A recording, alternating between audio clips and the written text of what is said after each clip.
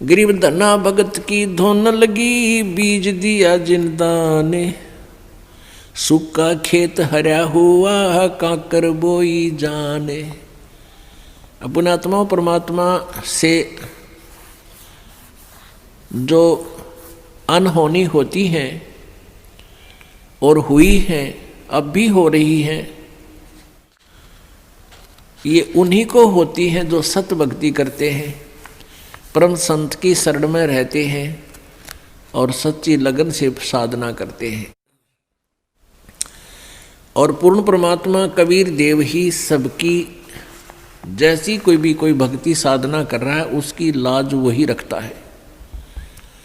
गीता जी अध्याय नंबर 15 के श्लोक नंबर 16-17 में बताया है कि क्षर पुरुष और अक्षर पुरुष ये दो प्रकार के प्रभु हैं।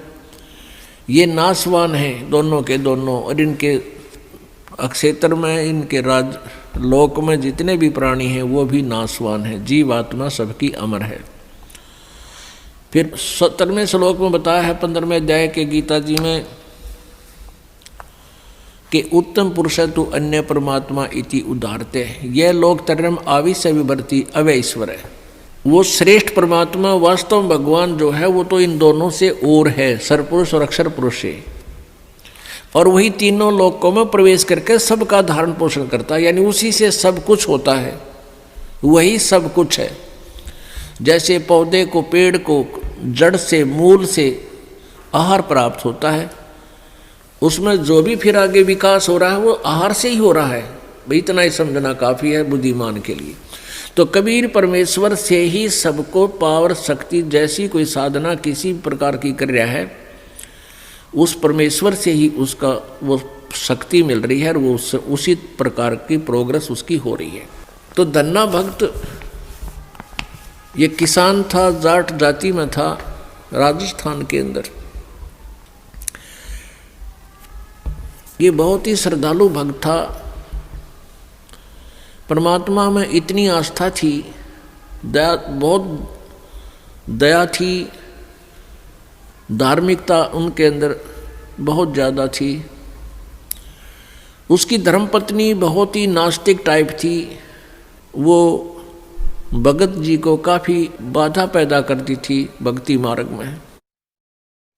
फिर भी भक्त अपनी श्रद्धा और स्वभाव से कभी विचलित नहीं होता था, क्योंकि राजस्थान के अंदर बहुत पहले की बातें हैं, 400 वर्ष पहले, तो वर्षा हो जाती थी तो अन्न होता था, ज्वार बाजरे बोआ करते थे, अन्यथा बहुत ही भूख मरी होती थी। गरीबी बहुत थी, निर्धनता बहुत थी। एक बार वर्षा हुई और धन्ना भगत की बीज बोने के लिए, ज्वार बोने के लिए चल पड़ा। रास्ते में 4 संत भगत आगे, और भगत को देख करके भगत प्रणाम करते हैं, गदगद होते हैं। बैल खड़े कर लिए, वो जो ऊँट था वो खड़ा कर लिया और हाथ जोड़ कर प्रणाम किया, नमस्कार हो संतों को, राम राम कही और कुशल मंगल पूछा भगत ने। तो उन भक्तों ने बताया कि कुशल काहे की है भगत, 4 दिन हो गए रोटी नहीं खा ली, 3-4 दिन हो गए कोई अन्न नहीं मिला, हम ऐसे तीर्थ यात्रा पर जा रहे हैं। अब धन्ना भगत जी ने सोचा 4 दिन हो गए रोटी नहीं खाई, ये मरेंगे, निढाल हो रहे हैं बिल्कुल। कहा ले ये ज्वार खा लो। ज्वार थी, बीज बोन गया था, वह ज्वार रखती भूखे मरे थे, मार गए गले, फटाफट खा गए सारी ने। अब भगत ने सोचा ज्वार तो खा ली भगतों ने, और बीज ना बोया तो पड़ोसी लोग जाके घर में बताएंगे, पड़ोसी किसान, कि आपके खेत में बीज क्यों नहीं बीजा तुमने, और फिर मेरी पत्नी है वो मेरा सिर खावेगी, लड़ाई करेगी। उसने कंकर उठा ली, कहीं से ही कंकर इकट्ठी कर ली खेतों से, और वो डाल ली थैले में, और जैसे और किसान बीज बीजे थे ऐसे डाला सारे का और उसके ऊपर का हल चला के आ गया। अब कुछ दिनों के बाद क्या हुआ कि अन्य पड़ोसियों के तो ज्वार उगगी और भगत जी के खेत में ये मतीरे तुम्बे, ये मतीरे से मोटे मोटे हुआ कर ये तुम्बे उग गए, जो सीताफल जितने बड़े बड़े हुआ कर तुम्बे।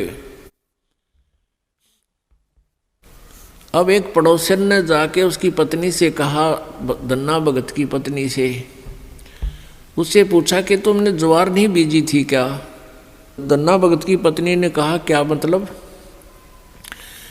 कि आपके खेत में तो वो तुम्बे मतीरे अपने आप उग गए हैं, वो तो आप उग गया करें, वहाँ बोने नहीं पड़ते राजस्थान के क्षेत्र में।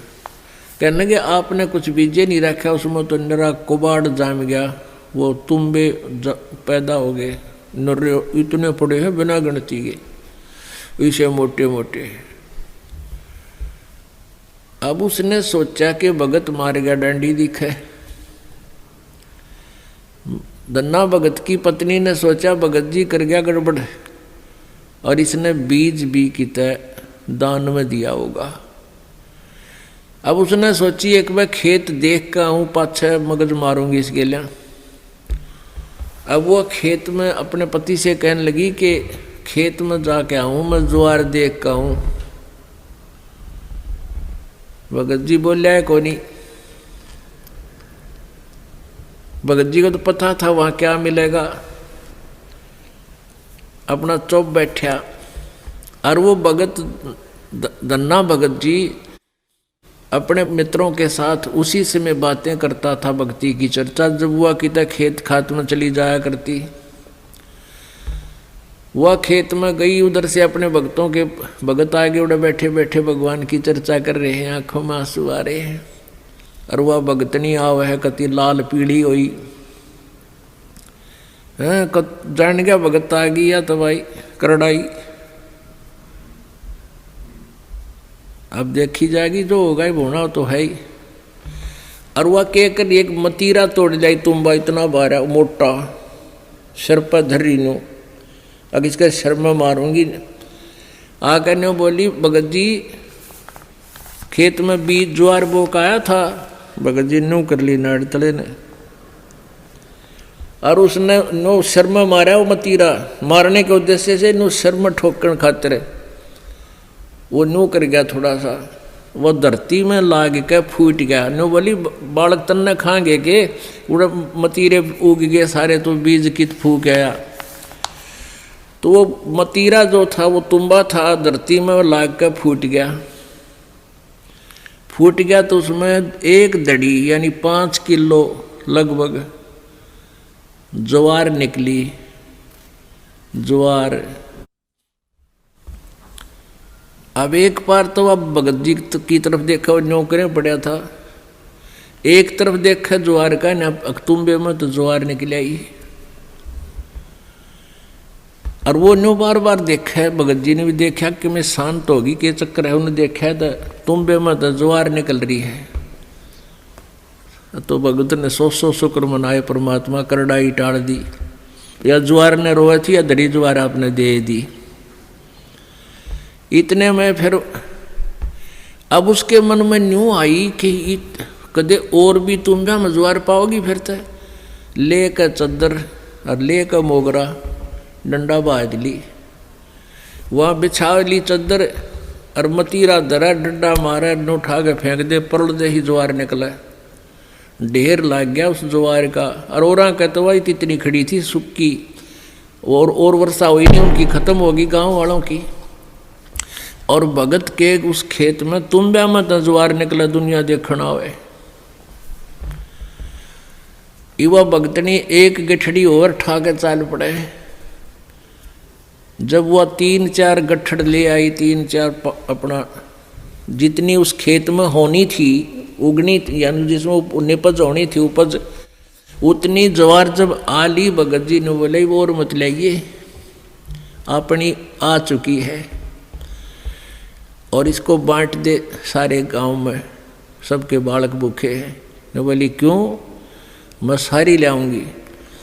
वह ले आई ठाठा गए, फिर जो भी गिठड़ी लाए वहाँ तक था वह बोझ मरती, वहाँ खोल ला उसके वो बूमड़ा हो जाए, उसके फूल वो बन जाए छिलका, ज्वार ना रहे। वह एक दो गिठड़ी तो ले आई, फिर बैठ गई, अगियो अच्छा चाड़ा हुआ। तब धन्ना भक्त ने कहा भाई बाकी की ज्वार भगवान ने आप सबके लिए दी है और अपने हिसाब की ले जियो जिसने जितनी चाहिए और सबको बांट दे। तो परमात्मा कहते हैं ये मालिक ऐसे ही किया करता है तो हम सच्ची लगन लगावें। परसों एक बहन आई रेवाड़ी साइड की, वह 10-8-9 वर्ष से नाम ले रही थी। उसका पति नाम नहीं ले हुआ था, वो गुटी छुट्टी लावा था। फिर उसने वो तकलीफ होगी, कोई बीमार सिमार हो गया, उसने भी नाम ले लिया। वो नाम लेकर गए थे, वो अकेला वो ले गया था, वह पत्नी उसको दिलाकर नाम लेकर गई थी। वो पहले से लिए हुई थी नाम उसकी पत्नी। वो ना माना करता पहले बिल्कुल भी, वो बीमार सिमार सा हो गया, फिर नाम ले लिया। उसके पति ने 1700 रुपये रखे थे, गरीब सा काम, बिल्कुल निर्धन से है। और 1.5 और 15 नोट थे 10-10 के 150 रुपये उन 1700 में। तो उसकी पत्नी को कुछ पैसों की आवश्यकता थी, भगत ने कहा कि वहाँ से उठा ले, 1700 रुपये रखे हैं।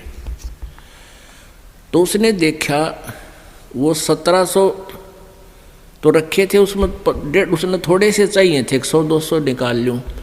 तो उसमें देखा तो 1700 तक होना, वो जो 10-10 के नोट थे वो 1-1 हज़ार के बन गए। वो 15,000 रुपये तो वो 150 रुपया के हो गए, और बाकी वो जो 1700 का जोड़ अलग रह गया, 1450-1500 वह न्यारी। तो वह कहने लगी भगत ने, अकाइयत ने के दिखाऊं, क्या देख के कर दिया परमात्मा ने, हमारे गुरुदेव ने, कबीर परमेश्वर ने के कर दिया कि ये तो घने रुपये हो गए, 15,000 हो गए, ये तू 150 बताओ था तो 1500 है बोला। वो कहने लगा हमारे 15,000 तो मैंने देखे को नहीं है, कई साल हो गए, 15,000 कितना है गया, देख ले के हो गया यूँ। तो भगत ने कहा है कि तो एक घने दिन पहले की नाम ले रही है, गुरुजी ने के बारे में आप ही ज़्यादा जानते हो, मन तैयबा नाम लिया है, ये के कर दिया हमारे घर पे, यानी तू ही ज़्यादा जान सकती है आपके भगवान के बारे में।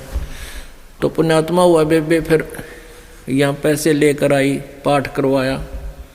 ने बोले जी ये वो नोट कति नए कति जानो ये गड्डी में काट के लाए, ऐसे 5 नोट उस बहन ने दिए यहाँ पर।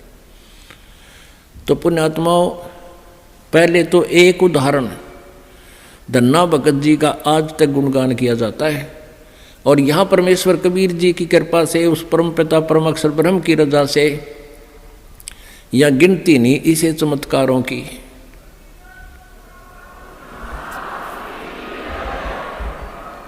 सत साहिब।